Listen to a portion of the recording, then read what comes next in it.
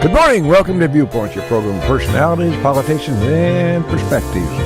Have you looked at your feet recently? That's going to be a perspective for you. And we're going to do something about that very close. We always start Viewpoint with a kudo or two or three or four. Bill's going to take a little personal license this morning and offer a personal kudo and a little PR on behalf of an individual who's a retired Marine. Bill Dennis shows up at the home, he said reverentially. The boys at the home meet Tuesdays and Thursdays for coffee and such information as they may glean from one another, which is very little. In any event, Bill Dennis shows up faithfully every at the coffee hours, and every Tuesday he brings a little shoe shine kit. And he shines his shoes, all the old boys sitting there around the table. Really? Yes, a very nice gesture. And so I thought that I just wanted to mention that.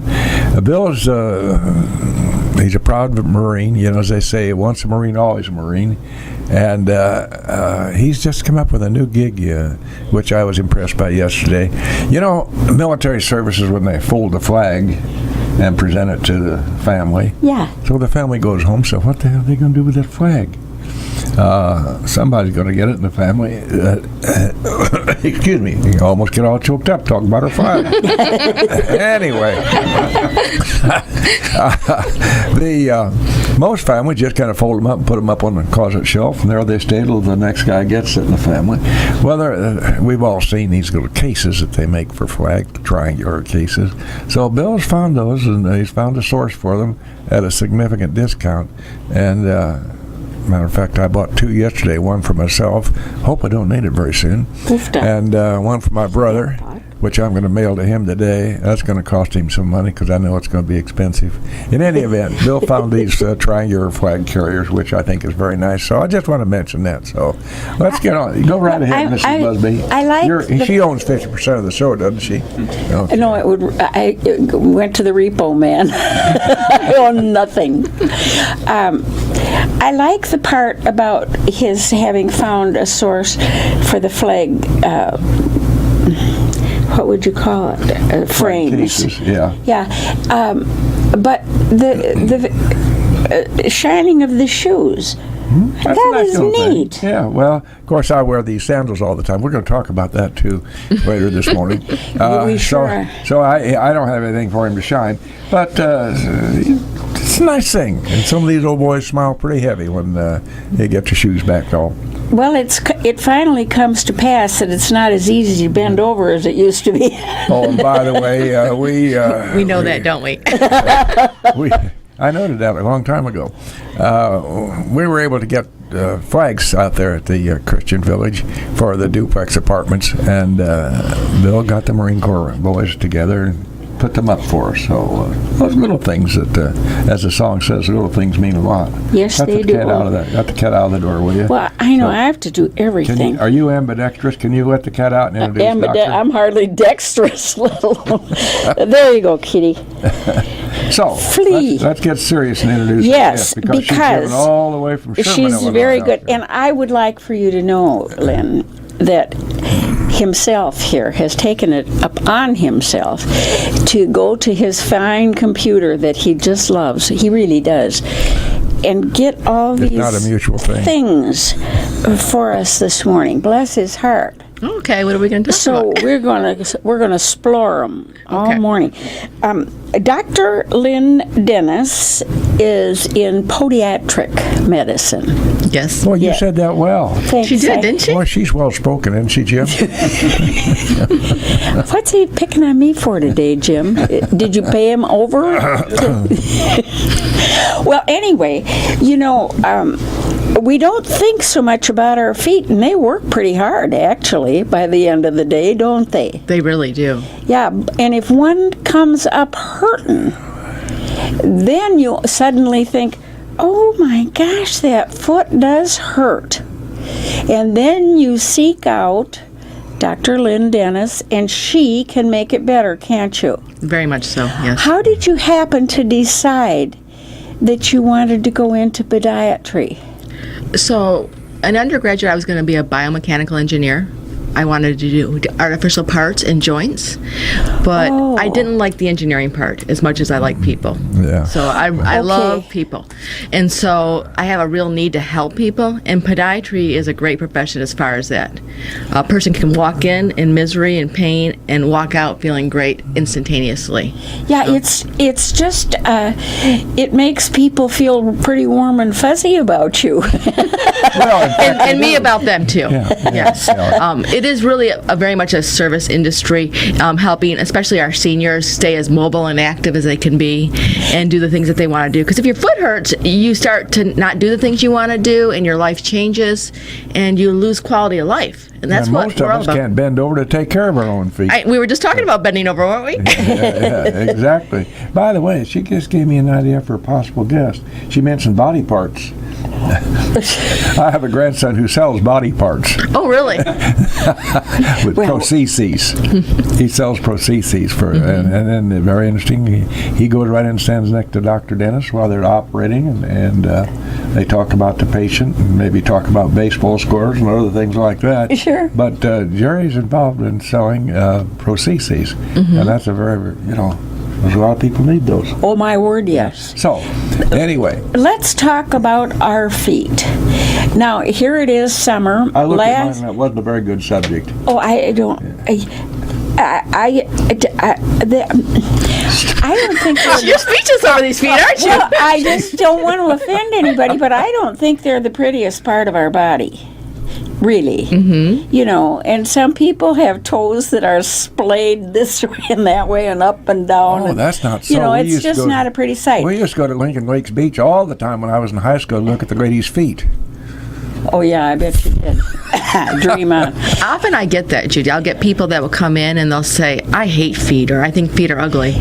And what I'll tell them is feet are beautiful, even if they're arthritic, because they allow us to do our life. They allow us to dance and walk Run. and swim and bike and do all those things that we like to do. And if your feet are bad, you can't do the things that you enjoy. So that's where I see the beauty in feet. Yes. So And- you've been with us a long time here in Lincoln, Doctor. Almost 20 years. That's hard to That believe. is a good Yeah. long God, she time. just came out of college Yeah. and went right into In fact, I'm only here now. I used to have an office in Springfield, and I sold that in 2016, so I'm here every day of the week now. Well, and thank goodness you're here when people get to fulfilling thinking the real we've need got to for see old you. folks and Yeah. younger people too. It's just I want to say this. Am I correct? It's not the old geezers that just have foot problems. The kids too. Oh, which surprises me. Right. Now, one thing here in the heat of the summer, people are wearing so many sandals. What do you think about the flip-flops?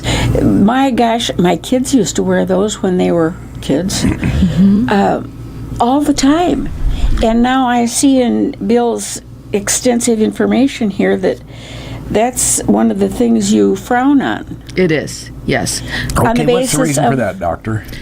Well, when you wear a flip-flop, you basically are trying to pull your toes to keep that shoe on, first of all. So I do see a lot of deformities. I'll see a lot of hammer toes and bunions from people that wear flip-flops for a long period of time. Really?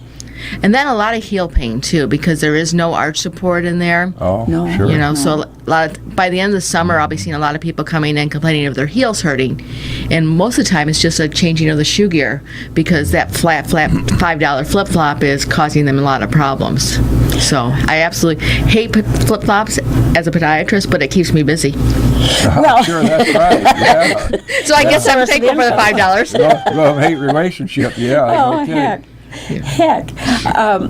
Well, they are a relatively new thing, aren't they? Well, not very. I guess my kids aren't very. She's showing her age, Jim. Yeah. She's going to be an older person. I never these could days could soon. wear them, but as I say, my kids did, and I don't think at the time I'd ever heard that there was any detriment to your feet wearing them.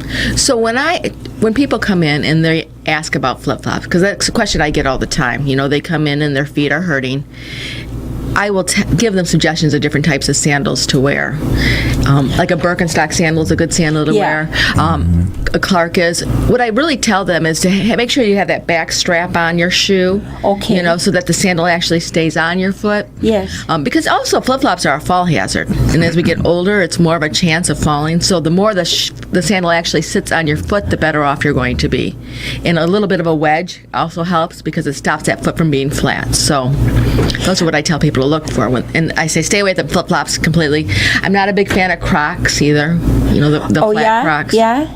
You know, a lot of the older people wear them because they're so easy to get into, and they can just flip them on and go. But that's not a good shoe. You know, I'm always worried about falling and tripping over sandals and things like that. So I give a lot of suggestions on the types of shoes that I like people to wear.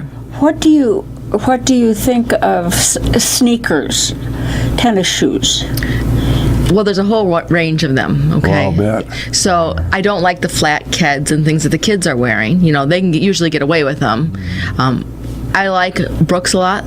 Brooks is a brand of shoes that I like a whole bunch, and I like New Balance. And so when I tell people, when people come in, a lot of times people come in with biomechanical problems, meaning that their feet hurt. And so that's one of the first things we'll discuss shoe gear. Because a lot of times that's all we need to do is have education on what types of shoes to wear. And so we'll do some things. We'll test the stability. If I can bend the shoe all over the place, then that's a bad shoe. We want to be able to just kind of bend in the toe area. And if I can torsion it, that's a bad shoe too. So we have a lot of discussions on the types of shoes to wear. I like SAS for my senior population, and there's a New Balance walking shoe I like too. Well, you know, really, even talking tennis shoes, you can spend a pretty penny on a good pair of tennis shoes.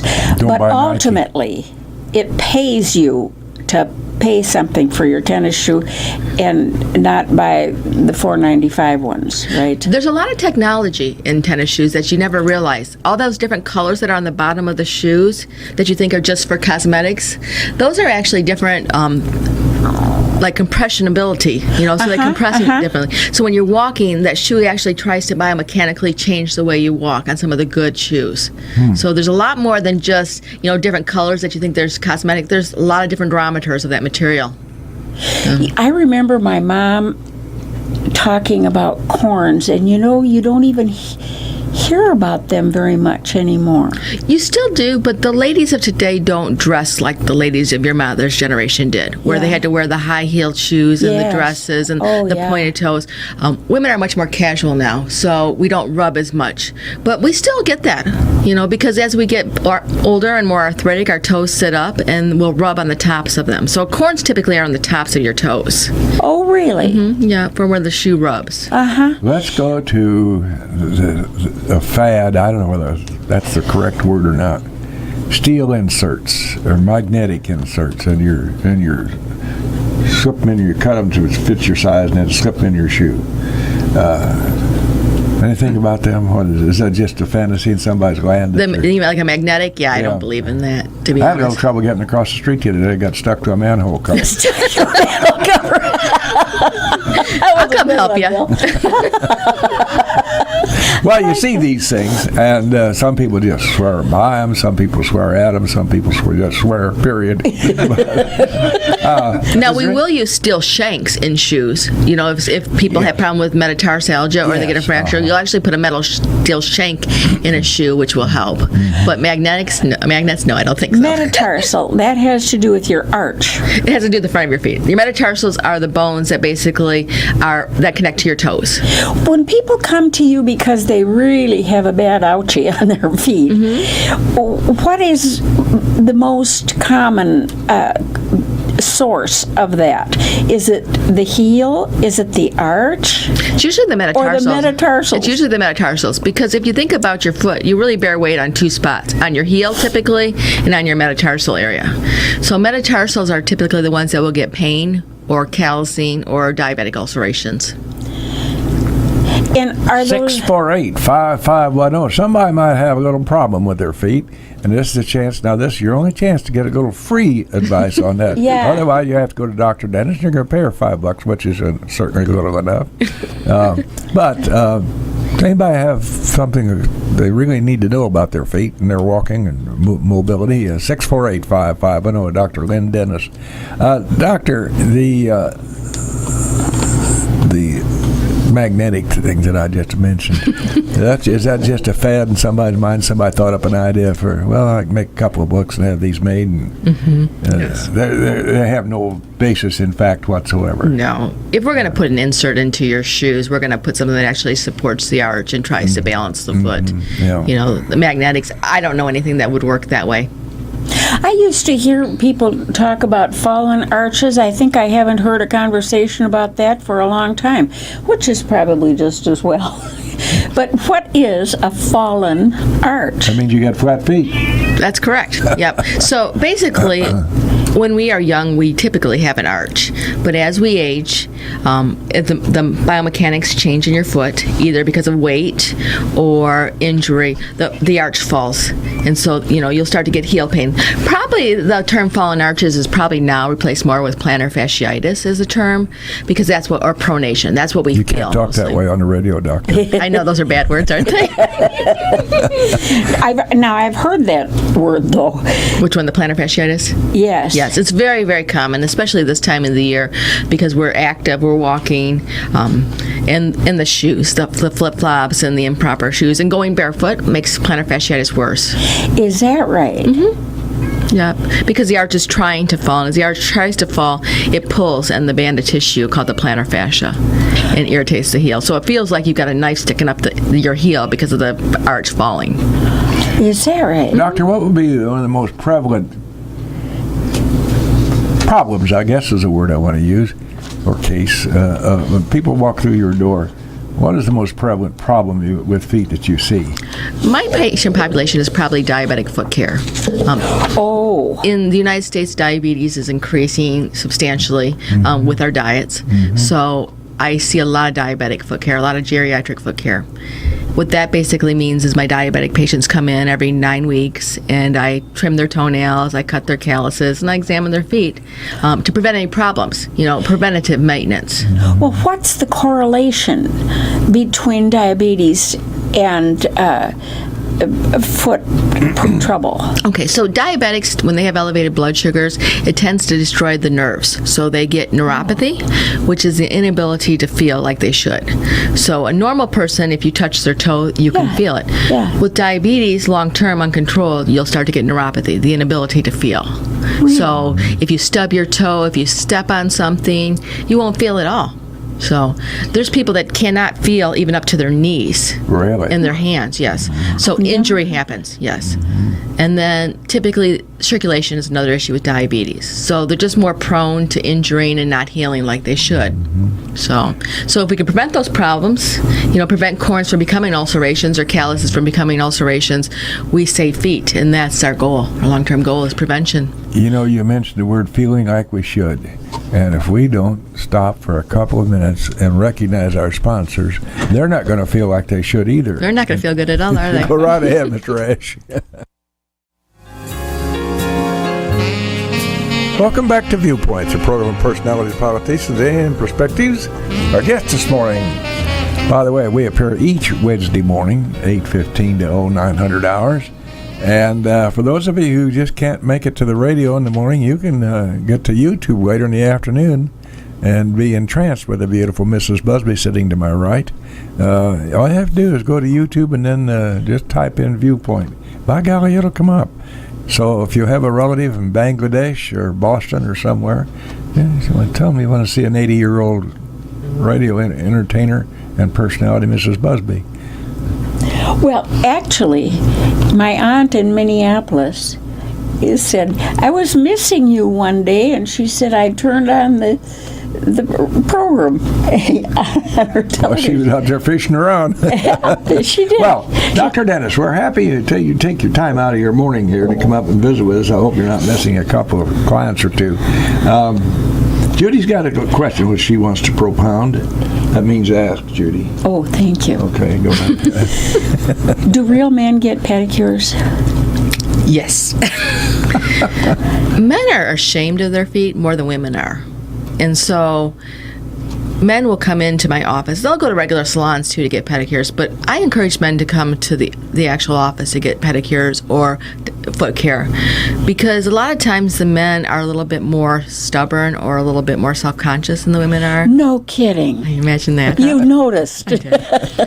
But if they get, because a lot of times, mostly the men I'll see, they'll come in once they've tried to do it themselves and they cut their own toes and they cut like the skin. So a lot of times the gentlemen, they can't see and they're stubborn, and then they're cutting their toes and they're cutting their skin and they're getting infections. That's typically when the men will actually come into my office. That's when I gave up. Mm-hmm. Did you cut yourself? Seriously, no, but you couldn't see anymore. I can't see. Mm-hmm. Or bend. Seriously, that's a serious. That's a very nice service that you perform for older people. Mm-hmm. When we get to a certain age, our sight's not what it used to was, and we can't see to cut our feet. Then, if we can see, we can't bend over. So one of the two. And then if you bend over, if you can bend over, you can't get that nail. That nail is usually usually over, thick. Then you fall over. So. Seriously, Dr. Dennis offers that service to patients, and it's a real service too. Well, we got a little light word here and there, but that's a serious service that you offer, and it's not just to older people. Some youngsters don't know how to do it right either. Mm-hmm. And so proper foot care is a serious thing if you want to get around very much. Mm-hmm. When at your mother's knee, she's teaching you about hygiene. I can't ever remember when you got a lesson on podiatry. Our folks didn't know how to spell it. That's why we call it the foot doc. Yeah, it's just not something that we talk about. Isn't that funny? Mm-hmm. Yeah, I think there's a stigma with it, I think, or an embarrassment, or just not a knowledge of what actually needs to be done. So when someone comes in, especially my diabetic patients, one of the first things I do is educate them.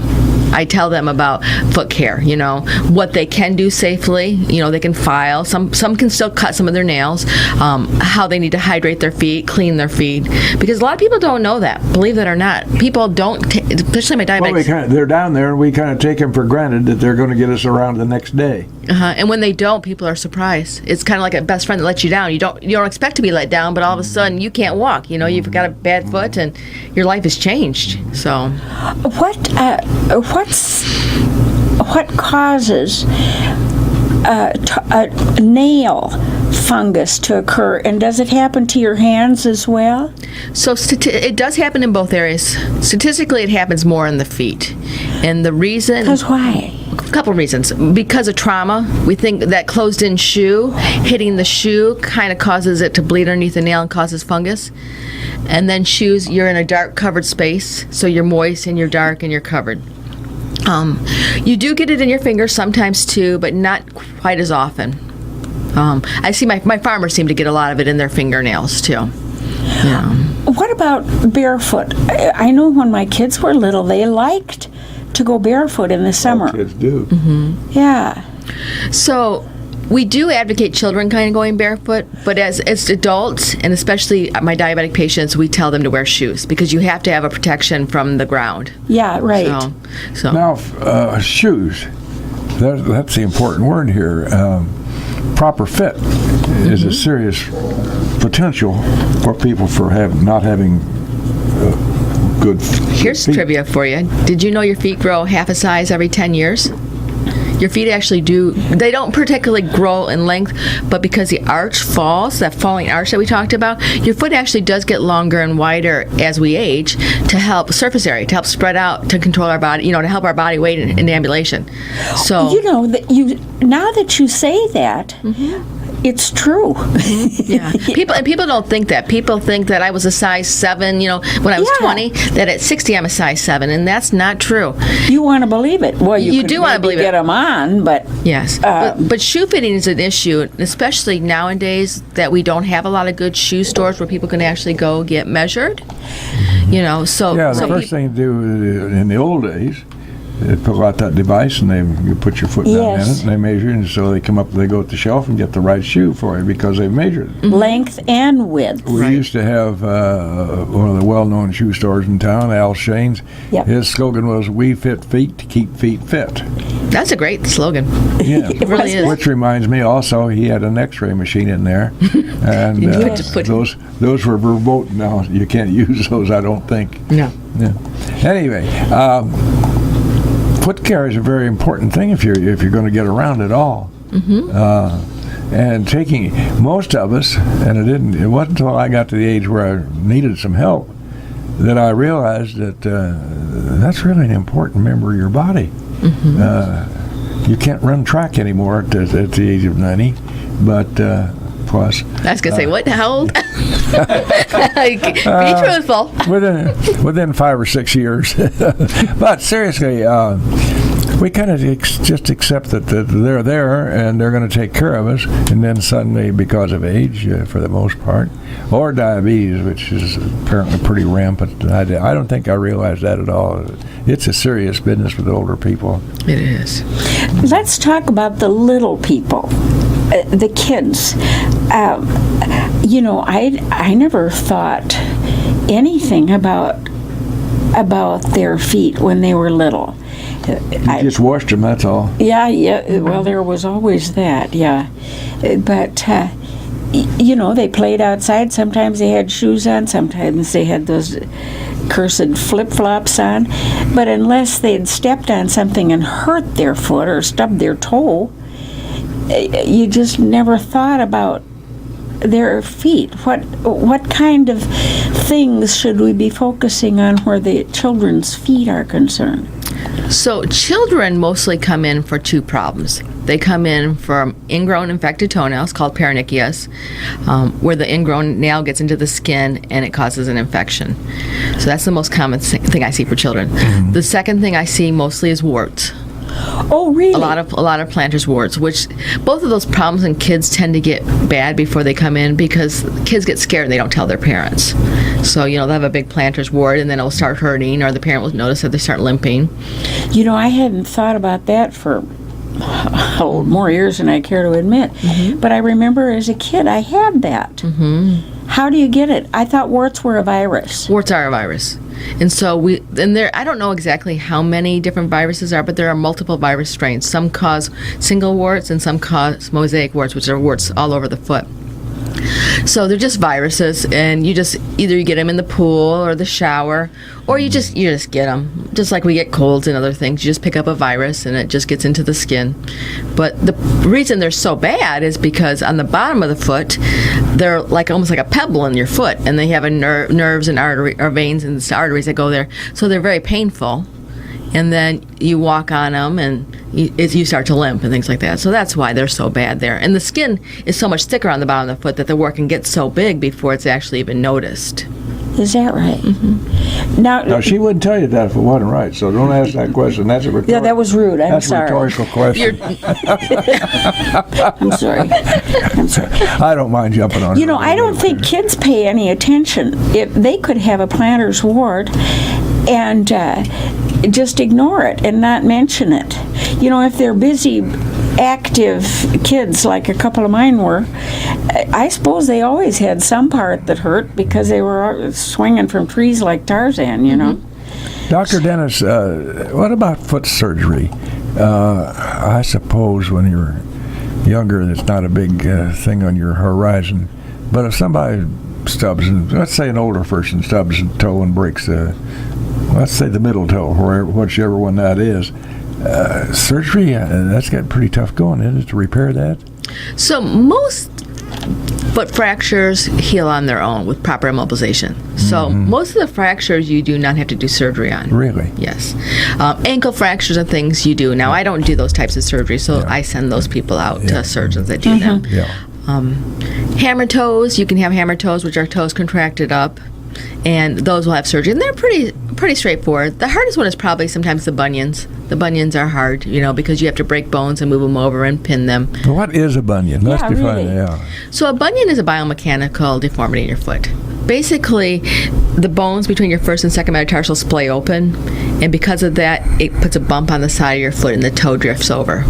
So it's almost a form of arthritis, and it's more heredity than shoe gear, but shoe gear also accentuates the problem. What's the worst kind of shoes we could choose? Flip-flops. We're back to our good old-fashioned flip-flops. Flip-flops are probably the worst ones, yep. Because there's no support of any kind. There's no support of any kind, and they actually change the way you walk just to even keep them on. In order to keep them from falling off. Yep. Yeah, I never could wear them. I couldn't keep them on. I didn't do it right, I guess. Well, what is the most common problem is, Mr. and Mrs. John Q. Public walk through your door? What's the most common problem you see, doctor? Probably fungal toenails, onychomycosis, which is the disease of the toenail. That's probably the most common. And then plantar fasciitis is probably the second, heel pain. And that's treated by medication? There are different options for onychomycosis. Sometimes we do nothing but debride the nails, which means clean them up and just try to prevent the fungus from getting worse. Sometimes we use topical medicines, and then sometimes we'll use oral medicines. So it really kind of depends on the person's health and how severe the fungal infection is. I do believe you should treat fungal infections for the most part, though. Patients will come in and they'll say, well, my medical doctor said that this is just a fungus and it won't kill you.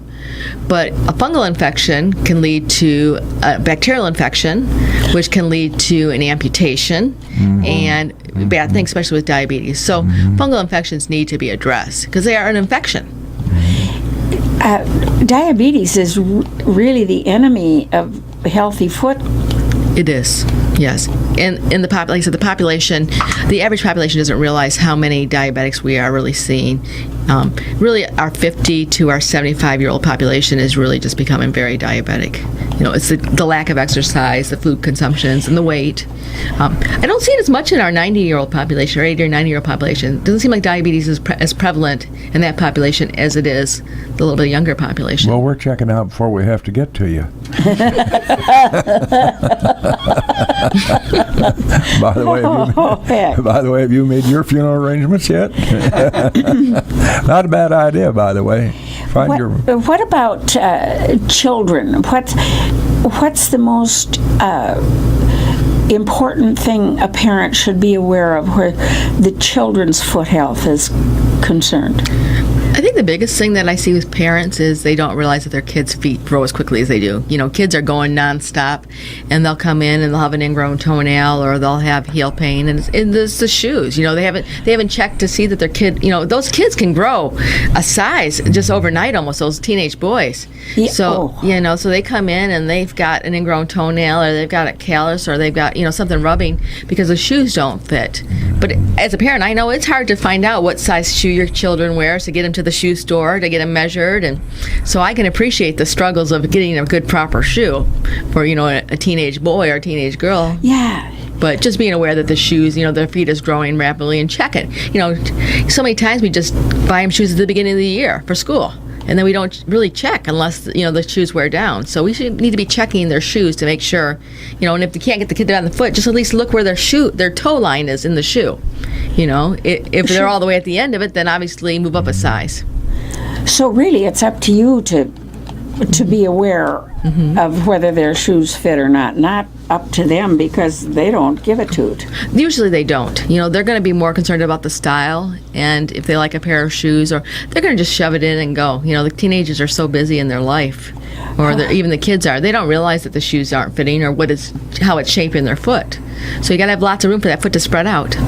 Boy, I tell you, we rely so on our feet, we pay no attention to them, do we? Usually made a notation here in our notes, arch. How that's very important. People with flat feet don't function well. No. And is there significant arch supports out there that will do the job? That's a good question. I get that question asked a lot. If you want so shoes are the first thing. You always want to get a good supporter shoe because if the shoe bends, then you don't want that. I like Power Step insoles a lot. They're an over-the-counter insert you can get. You can get them on Amazon, which work pretty well. Sometimes we make custom arch supports.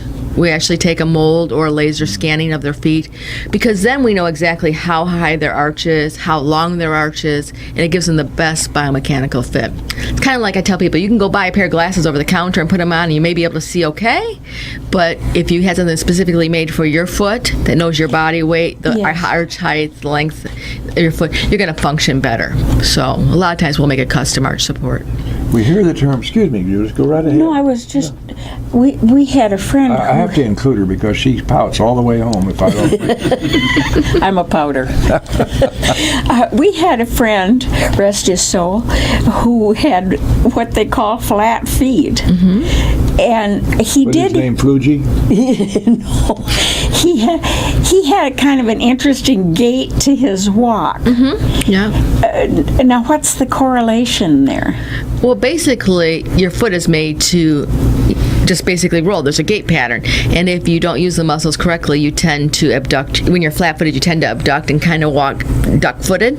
So that's why. The muscles just aren't working well. So you tend to change the way you walk.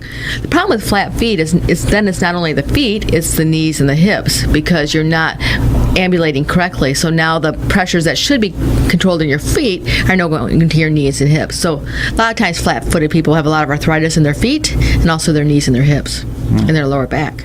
Oh dear, well no wonder their gait would be a little off. Gosh, because Arthur's not a good friend at all, is he? No, he's not. No. Do you see a lot of people suffering from arthritis in various parts of their feet? Yes, I do. Yeah, there's a lot of arthritis. I try not to just, when people come in, just to tell them that there's arthritis, because people get told, oh, you have arthritis. And it's like, but arthritis hurts, so you have to figure out ways to make their life feel better, even with that arthritis. So yeah, I see a ton of arthritis, especially in the big toe joint. I see a lot of them. Really? Yep. So Why the big toe? because it has to bend so much when you walk, it has to bend 65 That's your degrees to walk. balance toe, isn't it? Yep. Yep, and so a lot of times people that wear boots or jam that toe repetitively, because it's always the toe that gets hit too, it gets a lot of arthritis in there. Huh. We've heard the term athlete's foot forever. Yes. Essentially, is that just a fungal growth? It's a fungal infection, yes. Fungal infection. Yeah, and Why we're do seeing they it a lot call this it time of year. athletes then? I think because probably athletes, the ones that were more in the shower rooms with their feet wet all the time, were tending to transmit it back and forth between each other. Same thing as ringworm. It's a fungal infection. Treated by Typically topically antifungals. Yeah. We typically will use topical antifungals, but I'm not beyond using an oral antifungal to try to knock it down so people can then kind of get a baseline. You tend to reinfect yourself though. You tend to, if you're prone to getting fungal infections, you tend to get it back. So people will need to use antifungal powders and creams to prevent reoccurrence. What about the foot powder that people put in their sock? That's fine to do. Yeah, any type of, you want an antifungal though typically, so you might as well kill the fungal spores that are there while you're doing that. So yes. Yeah, it's a good thing to use antifungal powders and sprays, especially if you've had fungus before. A well-known podiatrist whom I saw recently. I bet she was really nice. She was very nice. Suggested that fungus was eating up my feet. So, is there a fungal cream, doctor? We didn't talk about how to solve that problem. You just suggested I address the problem. So there's lots of different options. I like Lamisil a lot, or terbinafine topically. So there's that antifungal cream. There's clotrimazole. There's just any type. Are these prescription They're things? over the counter. So usually nowadays, most of the over the counters, if you use them, they work. So a lot of times we'll start with the cheap and expensive things, which is a topical antifungal. I'll just tell them to go to the the pharmacy and to the foot section and look for the antifungals and decide what you want to spend. Lamisil I like because you use it twice a day for 4 weeks and it usually works, or the generic of Lamisil. So That's pretty. Here's my quick problem. I taking couldn't care- remember twice a day. it's hard to be compliant twice a day. You wouldn't think that it would be, but that's one of the main reasons for failure of topical antifungal medicines is because we start out real enthusiastic and Yes. diligent, but after a little bit of time, we forget. It gets a little better, and you think, "Oh well, I guess I forgot to do that last night." You know.